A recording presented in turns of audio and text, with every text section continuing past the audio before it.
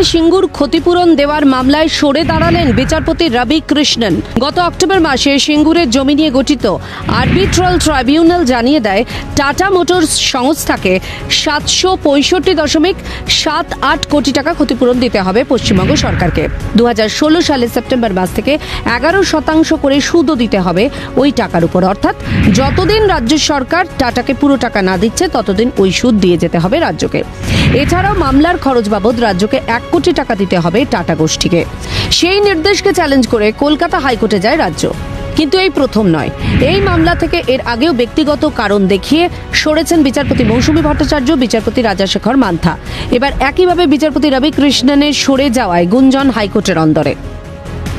2006 সাল বিধানসভা ভোটে বামেদের বিপুল জয়। মুখ্যমন্ত্রী হন বুদ্ধদেব ভট্টাচার্য। মুখ্যমন্ত্রী হয়ে তিনি জানিয়েছিলেন সিঙ্গুরে তৈরি হবে টাটাদের 1 লাখি মোটর গাড়ি কারখানা। ন্যানো কারখানার জন্য টাটা গোষ্ঠীকে প্রায় 1000 একর জমিও দেয় রাজ্য। কৃষি জমিতে এই কারখানা তৈরি হচ্ছে বলে বেঁকে বসেন কৃষকদের একাংশ। মাঠে নামেন তৎকালীন বিরোধী নেত্রী মমতা বন্দ্যোপাধ্যায়। মমতার নেতৃত্বে গড়ে ওঠে আন্দোলন। প্রবল চাপের মুখে পড়ে 2008 সালে টাটারা সিঙ্গুর থেকে বিদায় নেয়। এরপরই টাটা মামলা করে। সুপ্রিম কোর্টে আরবিট্রাল ট্রাইব্যুনাল ক্ষতিপূরণ সংক্রান্ত নির্দেশ দেয়। এই রায়কে চ্যালেঞ্জ করে রাজ্য হাইকোর্টে যাওয়ার পর থেকেই এই মামলা থেকে সরে যেতে থাকেন বিচারপতিরা। ফলে পিছিয়ে যাচ্ছে শুনানিও।